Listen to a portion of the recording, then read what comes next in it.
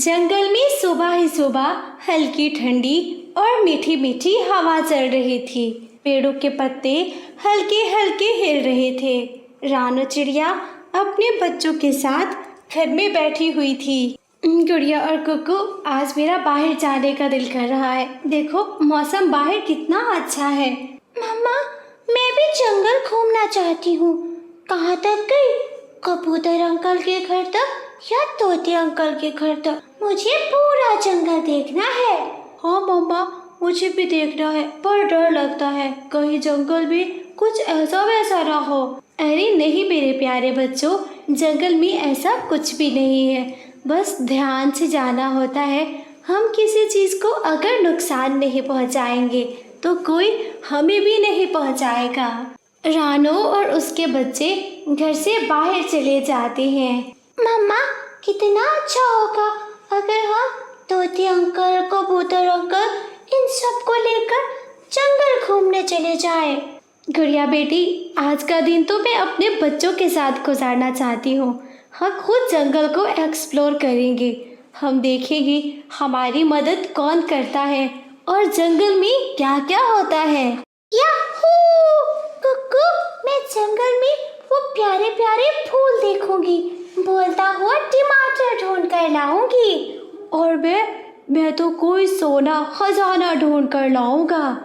हाँ मेरे बच्चों, सब देख लेना जंगल में। चलो हम जल्दी से उड़ते हैं।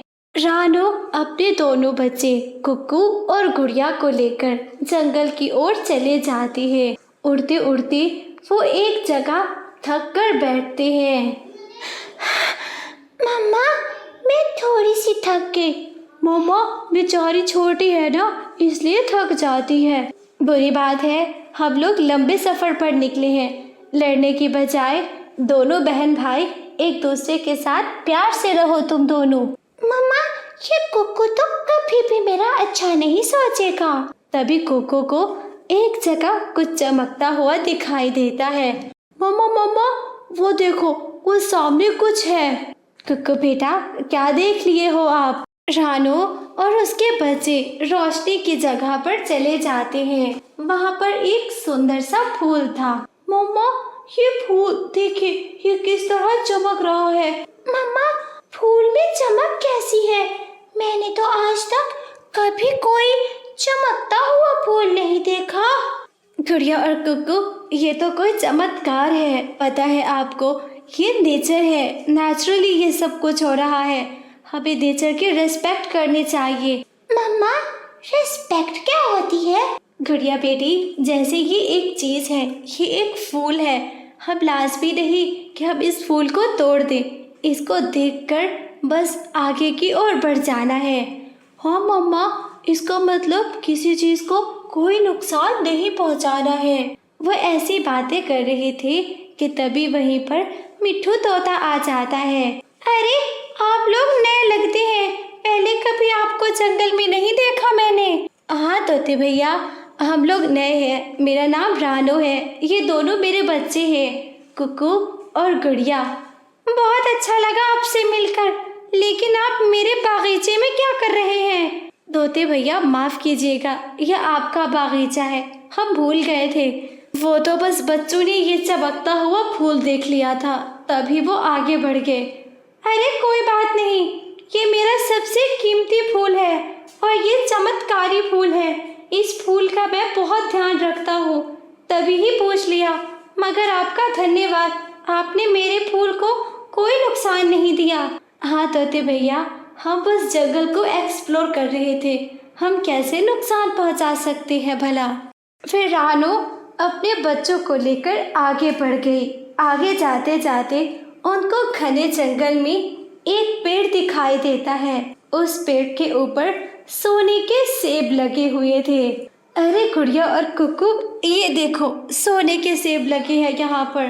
मम्मा, सोने का सेब? इसका मतलब हम ये सेब खा नहीं सकते? गुड़िया बेटी, लाजमी नहीं चीज़ खाने के लिए बनाई जाए। हम लोग एक्सप्लोर कर रहे हैं। हम लोगों ने ब्यूटी को एक्सप्लोर करना है, जायके को एक्सप्लोर करना है। मम्मा, मैं ये सोने का सेब तोड़ना चाहता हूँ। मैं अपने दोस्त छोटे मिठू को दिखाऊंगा। नहीं कुक्कू बेटा, हम लोग पहले ही प्रॉमिस करके आए थे कि हम किसी भी चीज़ को नुकसान नहीं पहुंचाएंगे। जस्ट हमें देखना है और आगे बढ़ जाना है।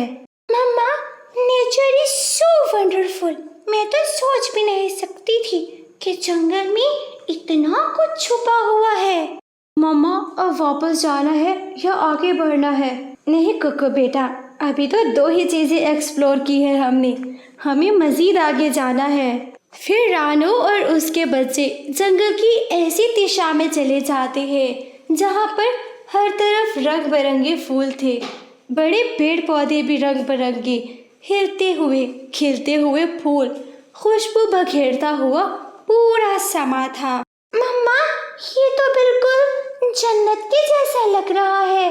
हाँ गुड़िया बेटी, ये वाली दिशा के बारे में तो मैंने कभी सुना ही नहीं। इसका मतलब मामा, आज तक जंगल के इस दिशा को किसी ने भी एक्सप्लोर नहीं किया। हाँ कुक्कू बेटा, मैं भी यही सोच रही थी। चलो थोड़ा आगे बढ़ते हैं। वो आगे बढ़ते गए। जंगल खूबसूरत तरीन होता गया। वो थोड़ा आगे बढ़े तो वहाँ पर भी एक पक्षियों की बस्ती थी। गुड़िया और कुक्कू, बहुत एक्सप्लोर कर लिया नेचर को। चलो अब यहाँ के पक्षियों को भी एक्सप्लोर करते हैं। रानो अपने दोनों बच्चों को लेकर एक घर की तरफ जाती है और बाहर बैठकर दरवाजा खटखटाती है। कोई है इस घर में? कालू जी, बाहर जाकर देखो, मुझे लगता है कोई हमारे घर आया है। हाँ गौरी, मैं जाकर देखता हूँ। तभी कालू कौवा बाहर निकल कर आता है। अरे, आप तो नए लगते हैं इस जंगल में, पहले कभी देखा नहीं आपको। मुसाफिर पंछी लगते हैं आप।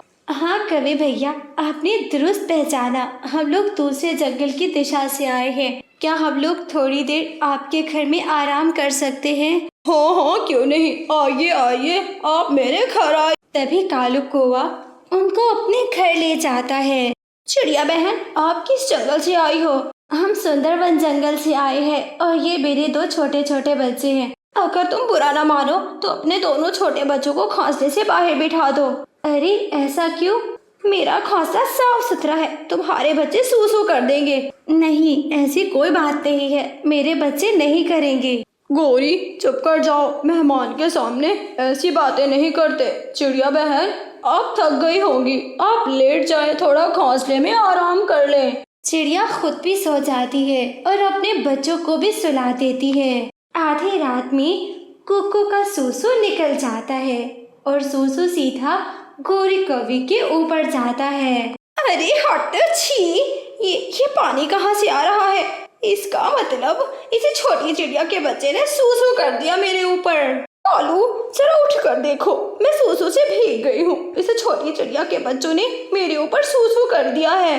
अरे कोई बात नहीं, छोटे बच्चे हैं, थोड़ा सब्र रखो। छोटी चिड़िया, तू उठती है या तुझे घसीटकर घर से बाहर निकालूं? रानो डर के मारे उठ जाती है। दोनों छोटे बच्चे भी उठ गए थे। क्या हुआ कवि बहन?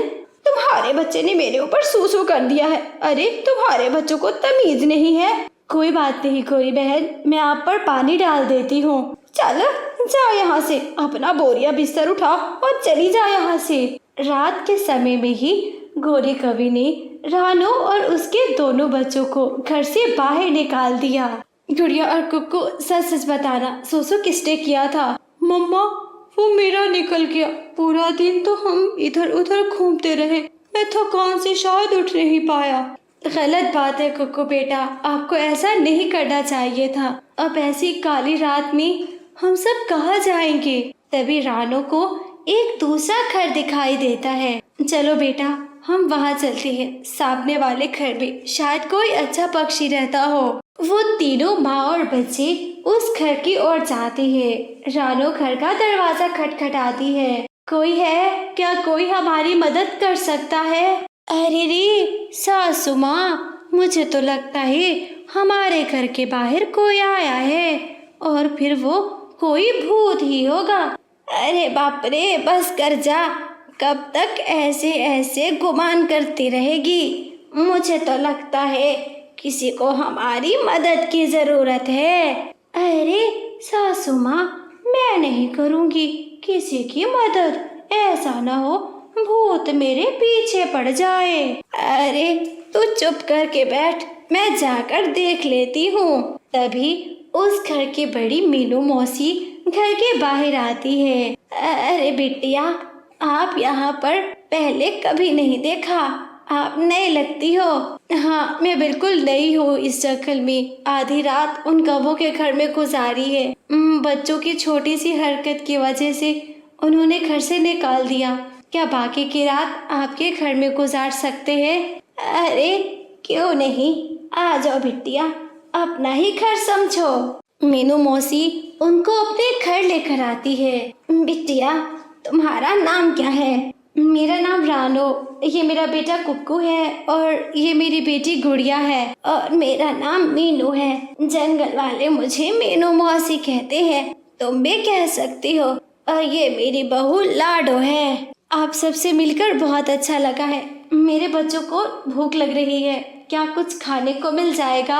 अरे बिटिया, क्यों नहीं मिलेगा। मैं अभी रसोई में जाकर तुम्हारे लिए खाना बना कर आती हूँ, बस तभी तक बच्चों को सहलाती रहो। मीनू मौसी रसोई में जाती है और अपने बूढ़े पंखों से ही उनके लिए खाना बनाना शुरू कर देती है। खाना बन जाता है। बच्चे और रानो पेट भरकर खाना खाते हैं और फिर सो जाते हैं। सुबह हो जाती है। सुबह ही मीनू मौसी उनको लेकर जंगल में जाती है। अरे बिटिया, तुमने जंगल अच्छे से घूम लिया ना?